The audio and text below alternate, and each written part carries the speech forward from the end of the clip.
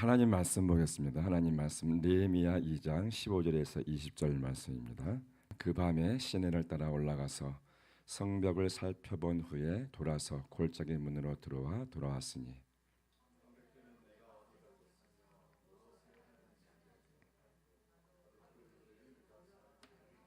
사람들에게나 귀족들에게나 방백들에게나 그 외에 일하는 자들에게 알리지 아니하다가 후에 그들에게 이르기를 우리가 당한 공경을 너희도 보고 있는 바라.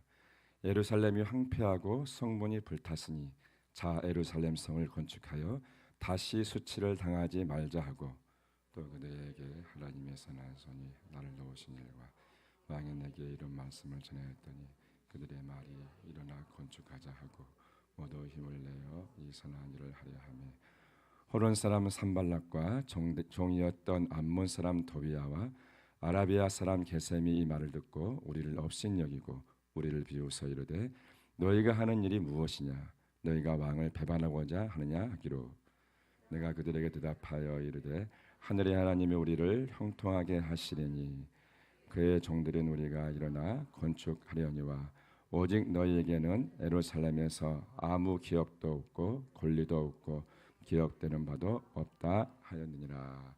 아멘.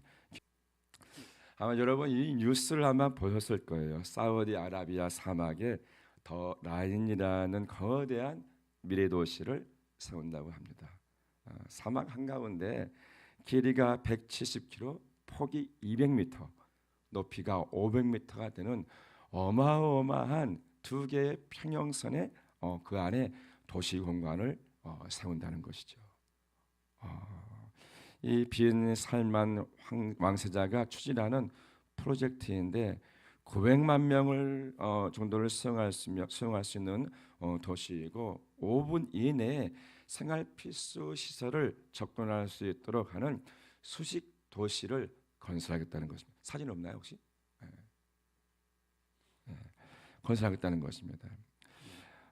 자동 지하 고속유차를 통해서 이 170km 되는 것을 거리를 끝에서 끝까지 20분 안에 이동할 수 있는 그러한 도시이고요. 하늘을 나는 택시도 도입할 계획이라고 합니다. 2030년까지 이거 조성하려고 했는데 비용적인 어려움과 기술적 어려움이 돼서 2030년까지 2.4km에서 5km 정도의 구간을 설립할 예정이라고 해요. 사막 한가운데 초대형 도시.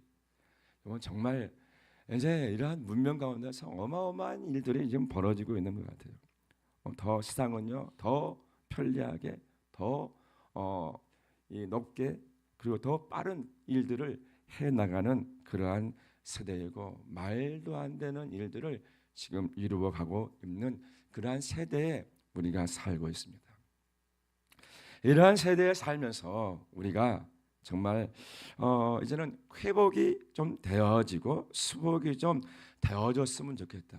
세상은 날이 갈수록 어마어마하게 번성하고 번창하게 되어지는데 우리 하나님의 사람인 우리가 이제는 하나님의 사람답게 회복되어져야지만이 세상을 이길 수 있을 것 같다라는 것입니다. 여러분 어떻게 생각하십니까? 우리 영적인 존재로 태초에 하나님이 하나님의 형상대로 모양대로 우리는 만들어졌습니다. 얼마나 완벽했을까요? 여러분 한번 생각해 보자고요. 아담이 얼마나 완벽하게 지어졌겠냐고요. 하나님의 형상대로 모습대로. 우리가 이제는 죄로 인해 잃어버렸던 하나님의 형상과 모든 것들을 이제는 예수 안에서 회복되어지는 그러한 세대에 그러한 우리로 살아갈 때에 세상과 넉넉히 싸워 승리해 나갈 줄 믿습니다. 그래서 오늘 본문의 말씀을요 수복하자라는 것이죠. 원래의 모습으로 형상대로 고쳐지자라는 것을 말씀을 전하기 위해서 오늘의 말씀을 좀 준비했습니다. 무너진 성벽을 수복하는데 여러분 왜 수복하려고 이 느헤미야가 왔을까요? 왜? 이 느헤미야가 잘 먹고 잘 살아 쉽게 말하면 근데 왜 그 좋은 것을 놔두고 예루살렘 성에 이 폐허가 된 예루살렘 성으로 왔을까요? 뭐 자기 잘난 거 자랑하려고? 나를 드러내기 위해서 이렇게 쓸까요? 뭐 스펙의 한 부분일까요? 이 땅에 살면서 우리에게서 중요한 것은요, 하나님의 일인 줄 믿습니다. 우리가 이제 예수 그리스도 안에서 다시 태어났다면 우리가 이 땅에서 해야 할 사명을 수복해 나아가는, 우리가 하나님의 형상을 회복해 나아가는 그러한 오늘 우리가 되기를 간절히 축원합니다. 오늘 본문에 나오는 느헤미야는요, 예루살렘에서 사는 사람이 아니었습니다. 페르시아 왕궁 수상궁에서 일하는 술 맡은 관원장, 왕 옆에 최측근에서 여러분 우리한 안정되고 또 하나 왕의 신임을 얻고 그리고 권세가 보장된 자리였습니다. 그런데 어느 날 소식을 듣게 됩니다. 예루살렘 성이 황폐하고 성문은 불탔고 백성은 수욕을 당한다는 소식을 듣습니다. 느헤미야가 그 얘기를 듣고 울며 급식하며 하나님 앞에 엎드려 기도를 합니다. 그리고 하나님께서 주시는 마음이 분명해지자 어떻게 합니까? 자기 자리에서 출세하는 그러한 야망이 아니라 사명의 자리로 옮겨 나아갑니다.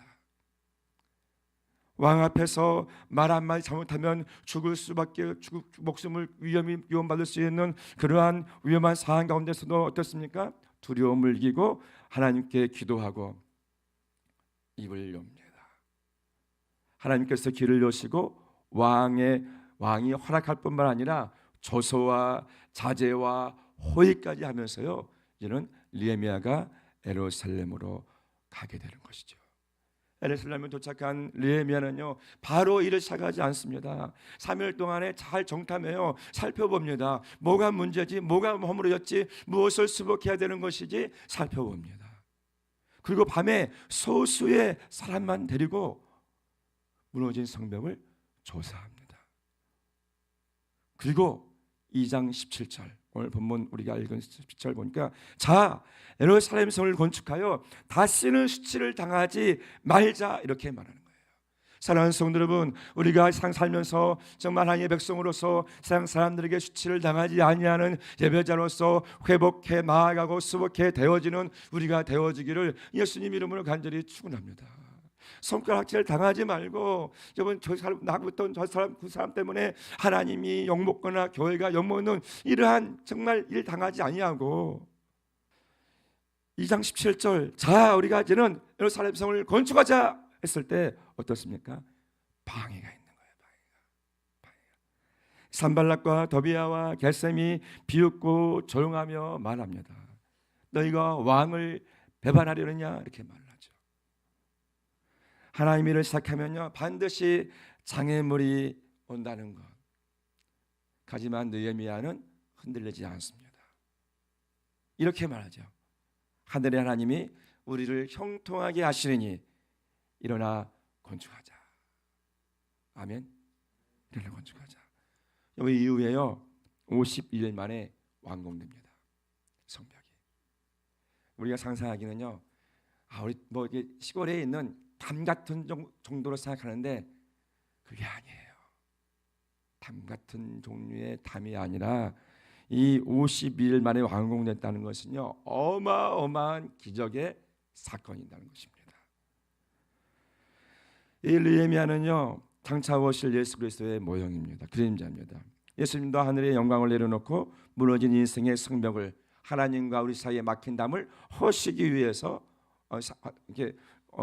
막힌 담을 무너뜨리기 위해서 어떻게 해요? 세우로 다시 우리와의 관계를 회복시키러 오셨습니다. 죄와 사망의 권세를 깨뜨리고 겟세마네 동산에서 그 사명을 감당하기 위해서 피 흘리시면서까지 그 사명을 감당하기 위해서 오셨고, 그리고 십자가라는 장애물 앞에서도 어떻게 해요? 포기하지 않으시고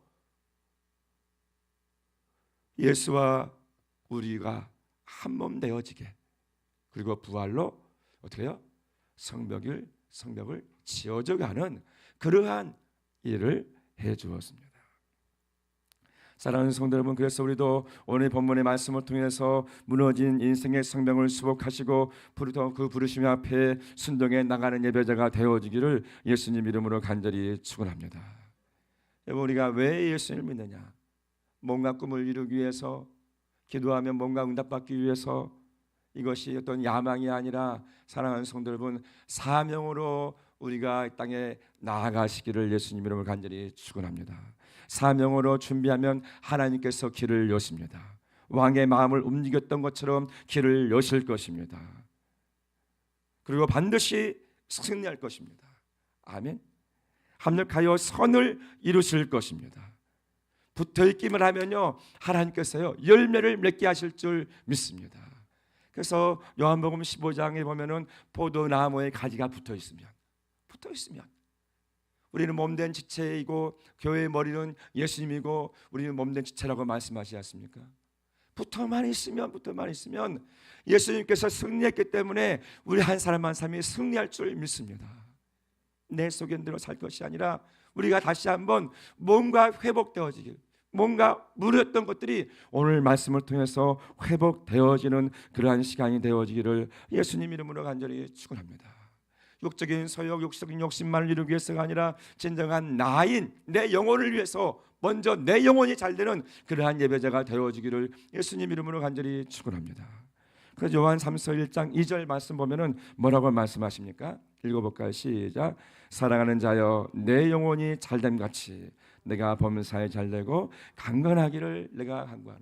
먼저 우리의 영혼이 잘돼야 될 줄 믿습니다. 이걸 위해서 음식을 먹잖아요. 영을 위해서 여러분 깨어서 하나님의 말씀도 먹고 기도도 하고 영혼이 잘 돼야지 여러분 육체가 잘 되는 줄 믿습니다. 오늘 본문에서 우리에게 주신 말씀 첫 번째는요, 동기가 분명해야 됩니다. 옆에 말씀할게요. 동기가 분명해야 됩니다.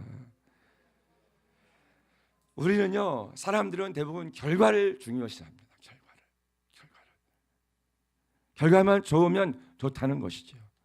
그런데요, 하나님은요 과정을 보십니다. 마음의 중심을 보십니다. 외적인 결과보다 마음의 중심. 사명이냐 믿는데 야망이냐.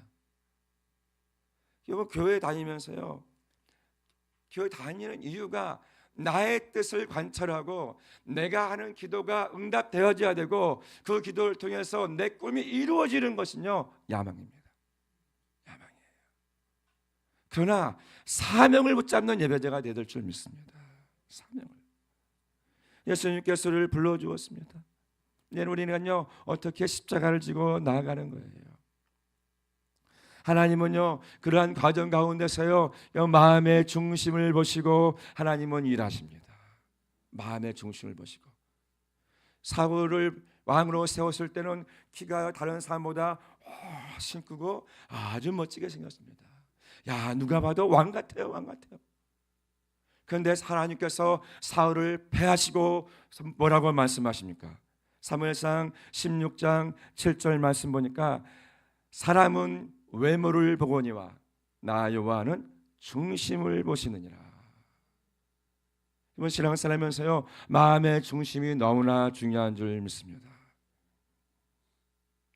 다윗 어떻습니까?